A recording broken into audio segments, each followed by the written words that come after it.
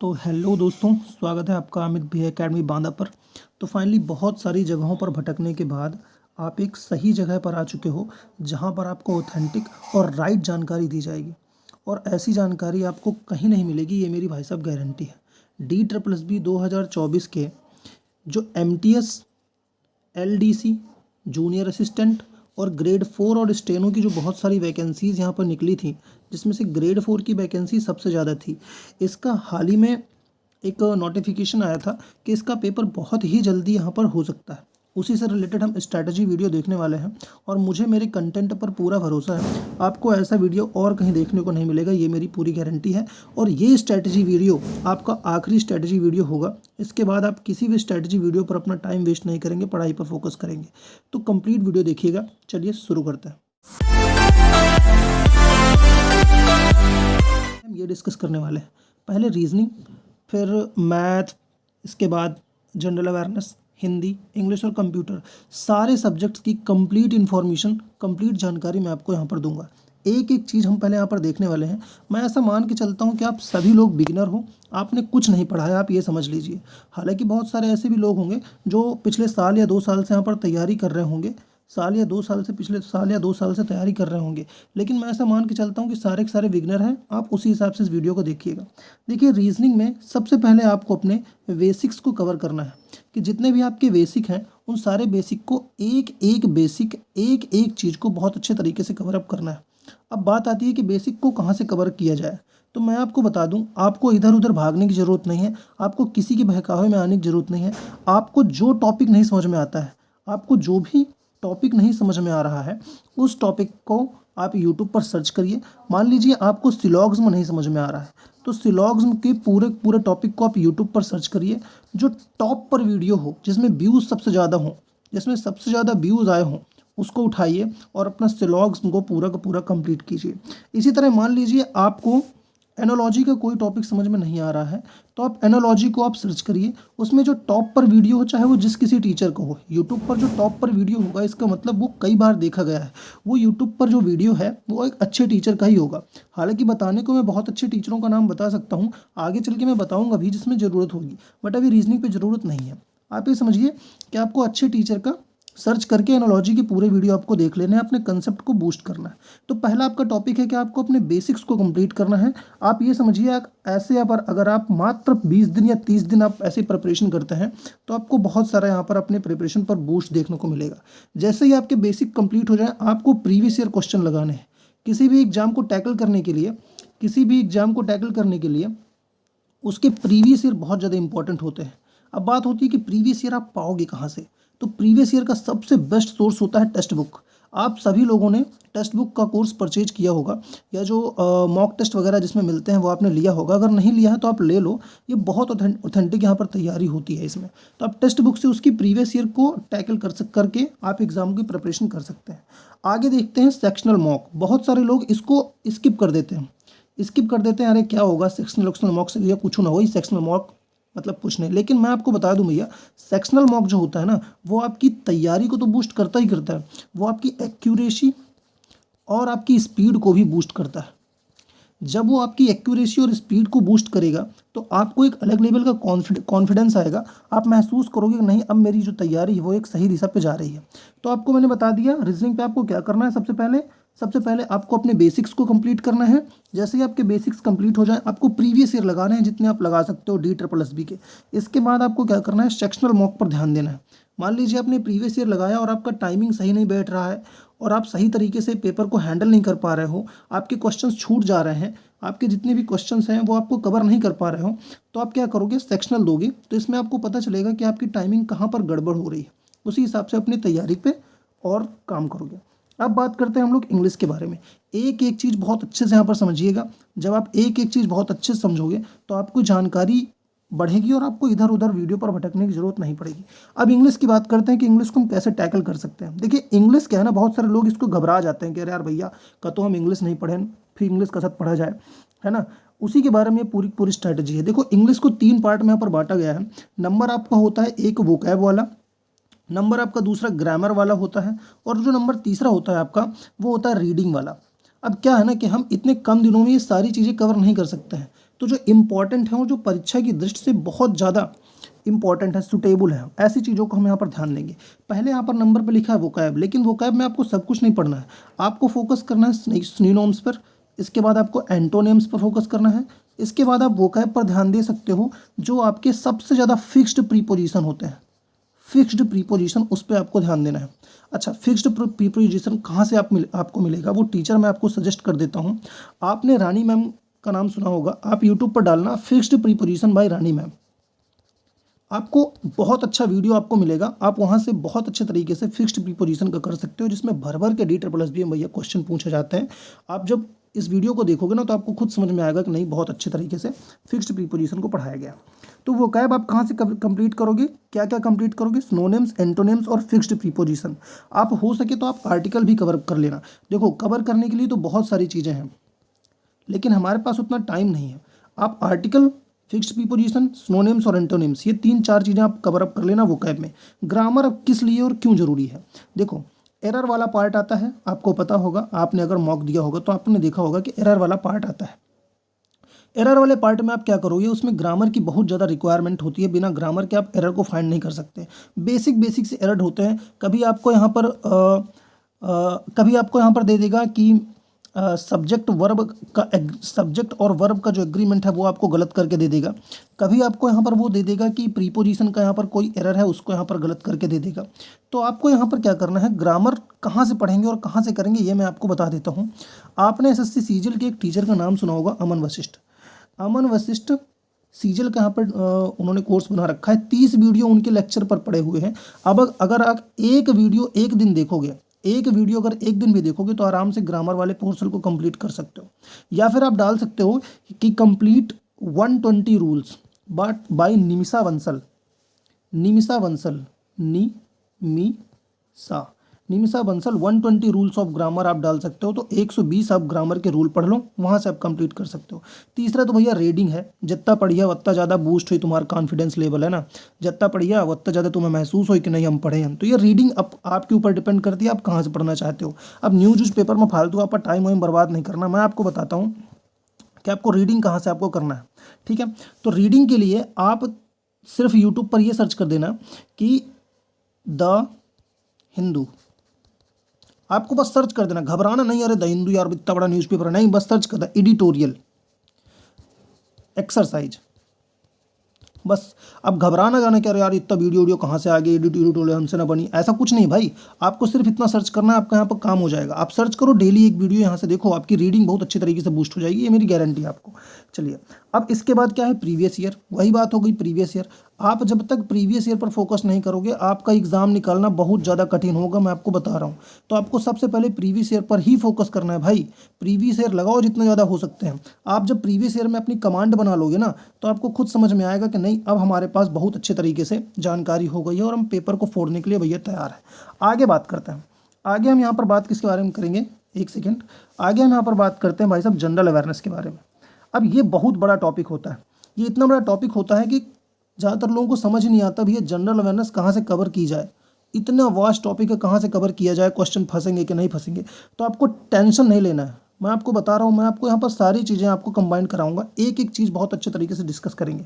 देखिए, हमारे पास टाइम बहुत लिमिटेड है, तो हम अपनी स्ट्रैटेजी के थ्रू यहाँ पर फॉलो करेंगे। सबसे पहले आपको स्टैटिक जीके पर फॉलो करना है।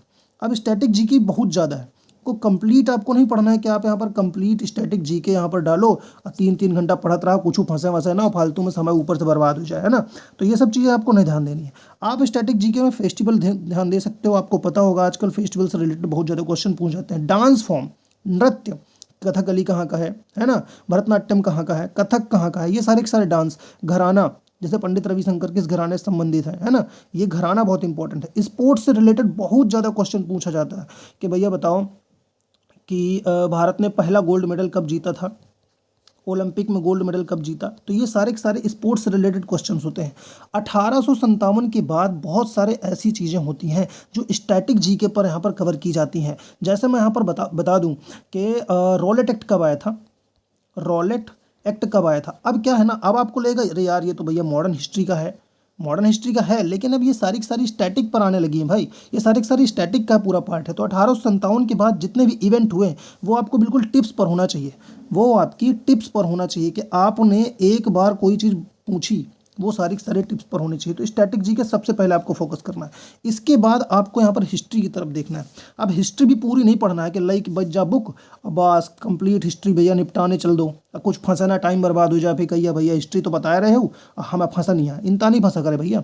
पहले आपको मॉडर्न हिस्ट्री देखना है, वही 1857 के बाद।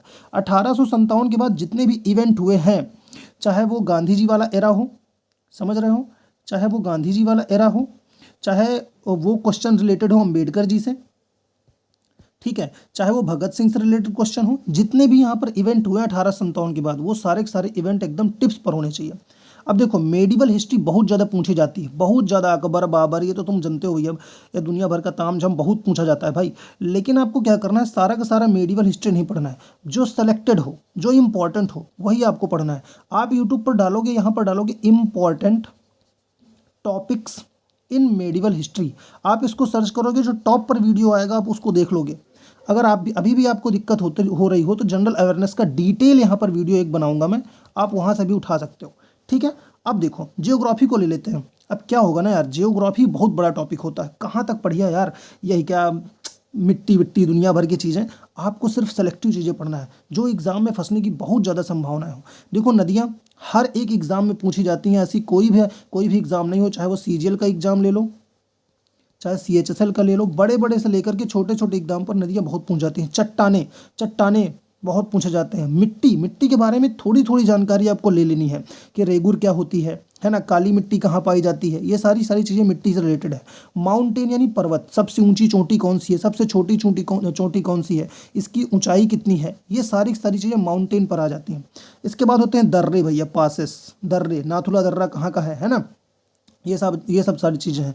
और इसके बाद होता है वाटरफॉल्स, झरना, ये झरना इतना पूछ जाता है कि मैं क्या बताऊँ आपको, बहुत ज़्यादा पूछा जाता है। तो आपको यहाँ से बस जो जो मैं बता रहा हूँ ना, आपको यूट्यूब पर सर्च करना है नदियाँ, आपका टॉप पर वीडियो डालो, सारे क्वेश्चन निपटाओ। इसके बाद आपको डालना है सॉइल, निपटाओ सारे क्वेश्चन, बस ऐसा आपको करना है। इसके बाद देखो ये साइंस की ऐसी चीज़ है ना भाई, जो आप पढ़ोगे भी तो आप परेशान हो जाओगे, क्योंकि यार बायोलॉजी, केमिस्ट्री और फिजिक्स बहुत बड़े बड़े टॉपिक होते हैं, इनमें से आपको सेलेक्टिव पढ़ना है, ज़्यादा नहीं पढ़ना है। और अगर आपके पास लास्ट में टाइम ना बचे तो आप केमिस्ट्री को और फिजिक्स को अवॉइड करके आप बायोलॉजी पर फोकस कर सकते हो। बायोलॉजी में भी आपको सबसे ज़्यादा कोशिका यानी सेल पर फोकस करना है। सेल जैसे ही आपकी निकल जाए तो आपको ऑर्गन पर फोकस करना है, जो आपके ऑर्गन्स होते हैं उस पर फोकस करना है। इसके बाद मैं आपको बता रहा हूँ, इसके बाद आपको सबसे ज़्यादा यहाँ पर सरीसृप वाला एक होता है ना, सरीसृप, वो वाला फोकस करना है टॉपिक को।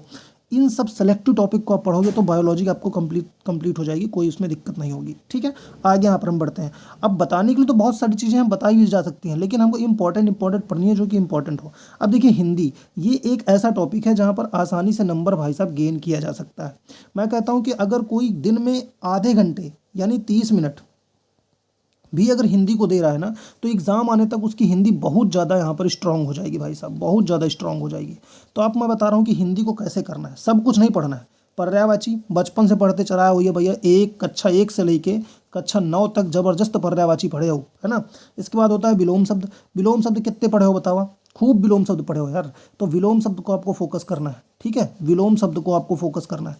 इसके बाद संधियाँ, संधि समास कितना पढ़े हो, लेकिन आपको सिर्फ संधि यहाँ पर देखना है। उसमें से सबसे ज़्यादा जो आपका दीर्घ में आती है ना, दो दीर्घ संधि पर आती है, उस पर आपको फोकस करना है।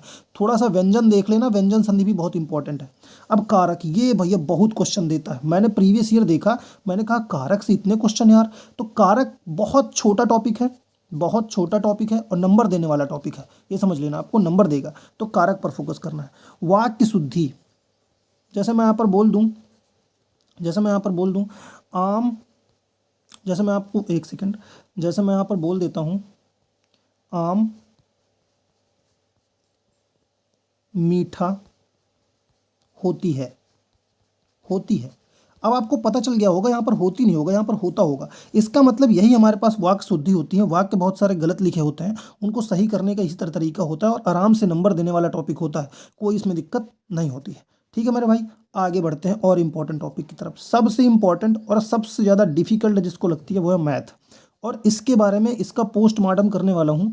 आपको पूरी तरीके से यहाँ पर समझ में आ जाएगा कि मैथ में क्या क्या पढ़ना है और क्या क्या छोड़ना है। मैं आपको बता रहा हूँ कंपटीशन एग्जाम में क्या क्या पढ़ना है ये इंपॉर्टेंट नहीं है, क्या छोड़ना है ये इंपॉर्टेंट है। जो आप चीज़ों को पढ़ते चले जाओगे वो पूछा ही नहीं जा का, तो पढ़े क्या मतलब है। जो चीज़ पूछी जा का वही में हम फोकस करबे ना यार, जो पूछा ही नहीं जा का वही का पढ़ने से क्या मतलब है। तो अब यहाँ पर हम बात करते हैं मैथमेटिक्स। देखिए मैथमेटिक्स आपकी दो यहाँ पर चीज़ों पर डिवाइडेड है, एक तो आपका अर्थमेटिक है, दूसरा आपका एडवांस है। पहले हम यहाँ पर अर्थमेटिक पर देखते हैं कि अर्थमेटिक पर क्या पूछा जाना है। सबसे पहले परसेंटेज, जैसा जैसा बता रहा हूँ आप यूट्यूब पर डालिएगा, यहाँ पर आप लिखिएगा परसेंटेज। परसेंटेज जैसे आप परसेंटेज लिखोगे, जो भी यहाँ पर वीडियो आएगा आप उसको देख लोगे। मैं भी आपको परसेंटेज, मैथ, आप ये समझिए मैथ और रीजनिंग और इंग्लिश, इन तीन सब्जेक्ट्स के मैं भी आपको मॉक टेस्ट एनालिसिस करवाऊंगा, मॉक टेस्ट करवाऊंगा इसी चैनल पर, तो आपको इससे जुड़ जाना है। ठीक है। प्रॉफिट लॉस, आप प्रॉफिट लॉस पर देख सकते हो। देखने को आप भैया क्या क्या देखोगे बताओ, बहुत सारी चीज़ें हैं, लेकिन हमें सिर्फ उन चीज़ों पर फोकस करना है जो कि आना है एग्जाम में, इनके बिना एग्जाम नहीं बनेगा। तो परसेंटेज और प्रॉफिट लॉस, ज़्यादा डीप नहीं पढ़ना है, सुन लो, ज़्यादा डीप नहीं पढ़ना है और बहुत ज़्यादा हाई फाई क्वेश्चन भी नहीं लगाना है कि भैया यूपीएससी के सॉल्व करने लगा, सीजीएल यूजीएल सॉल्व करने लग गया, तो समय बर्बाद हुई और कुछ ना हुई, है ना। तो आपको सेलेक्टिव और बहुत इंपॉर्टेंट, और ये समझ लीजिए कि ज़्यादा टफ नहीं, moderate question, simple to moderate, ये समझिए, easy to moderate, easy to moderate question आपको यहाँ से सॉल्व करने हैं। इसके बाद एवरेज, एवरेज भी पूछा जाता है, एक दो सवाल आपके एवरेज की भी रख देता है। इसके बाद आप देखो टाइम एंड डिस्टेंस, चाल दूरी भैया, चाल दूरी बहुत पढ़े भैया, तो कंपटीशन के हिसाब से चाल दूरी भी आपको यहाँ पर पढ़ना पड़ेगा। इसके बाद आपका है कंपाउंड इंटरेस्ट और सिंपल इंटरेस्ट। देखिए इसके क्वेश्चन आपको दो मिलेंगे, ये तो पक्का है, दो क्वेश्चन आपको मिलेंगे और नंबर देने वाले क्वेश्चन होंगे, इजी क्वेश्चन होंगे, ज़्यादा टफ क्वेश्चन नहीं पूछता है डी में। डी में ज़्यादा टफ क्वेश्चन नहीं पूछता है, इजी क्वेश्चन पूछता है, तो इसको भी आप उठा सकते हो। टाइम एंड वर्क, ए इतने दिन में कार्य करता है, बी इतने दिन में कार्य करता है, तो बताइए दोनों मिलकर कितने दिन में कार्य करेंगे। तो बहुत इजी इजी से यहाँ पर कंसेप्ट इसके रहते हैं, इजी इजी आप इसको यहाँ पर कर सकते हो, टाइम एंड वर्क को भी। ठीक है मेरे भाई। अब यहाँ पर हम बात करते हैं आपका जो कहाँ गया, एडवांस के बारे में। देखिए एडवांस बहुत बड़ा टॉपिक है, आप अगर एडवांस को पढ़ने जाओगे तो आप वहीं पे खो जाओगे, फिर कहिए भैया हम हेरा गए, हमें मिलत नहीं है एडवांस, हम आप फंसत नहीं है, का करबे का ना करबे। तो आप ये समझो, सबसे पहले आपको मेंसुरेशन पर फोकस करना है, मेंसुरेशन। अब मेंसुरेशन में भी कौन कौन से टॉपिक और कैसे मेंसुरेशन को हैंडल करना है मैं आपको बताता हूँ। आपको सिलेंडर, सिलेंडर, नंबर 2 पर आता है आपका सर्किल, नंबर 3 पे आता है आपका कोन, यानी बेलन, वृत्त, शंकु, इससे जितने भी फॉर्मूले बनते हैं, बेलन का वक्र पृष्ठ, बेलन का आयतन, बेलन का संपूर्ण पृष्ठ, वृत्त का आयतन, वृत्त का क्षेत्रफल, गोले का आयतन, और कोण यानी कि शंकु, शंकु का आयतन, शंकु का वक्र पृष्ठ, ये जितने भी बिल्कुल फॉर्मूला बेस्ड क्वेश्चन है वो आपको प्रैक्टिस कर लेनी है, इसके पूरे फॉर्मूला याद कर लेना है बस। और बाकी आपको नहीं ज़्यादा चीज़ों पर घुसना है कि आप जहाँ जा करके आप घन पढ़ने लगो, घनाभ पढ़ने लगो, फिर उसके विकर्ण पर चले जाओ, वो बहुत टफ हो जाएगा आपके लिए, आप उसको छोड़ छाड़ के भाग आओगे, भैया मैं समझ में नहीं होता है, हम ना पढ़ भी। तो ऐसा नहीं करना है, बिल्कुल सेलेक्टिव और बहुत इंपॉर्टेंट तरीके से आपको इसके फॉर्मूले लर्न करने हैं। जैसे ही आपको यहाँ पर फॉर्मूले आपको पता हो जाएंगे, आप देखोगे आपका मेंसुरेशन अच्छा हो जाएगा।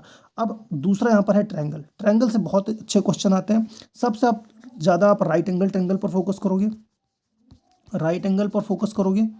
ठीक है। जैसे ही आपका राइट एंगल खत्म हो जाएगा तो आप उसके ट्रिपलेट याद करोगे, ट्रिपलेट आप देखोगे ना 3 4 5 रख देगा, आपको वही समझ में नहीं आएगा कि कहाँ से आ गई चीज़ें, तो आपको ट्रिपलेट पर फोकस करना है बहुत ज़्यादा।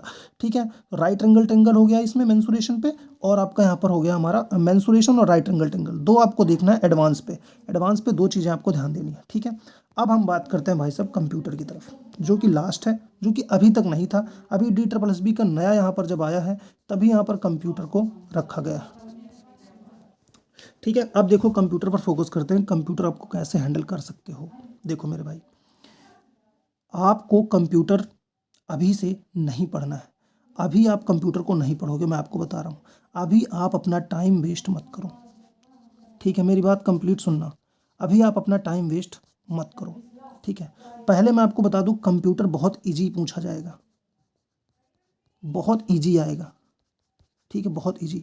जब पेपर के 15 दिन बचे हैं, जब एग्ज़ाम के 15 दिन आपको बचें तब आप कंप्यूटर को टाइम दे दीजिएगा।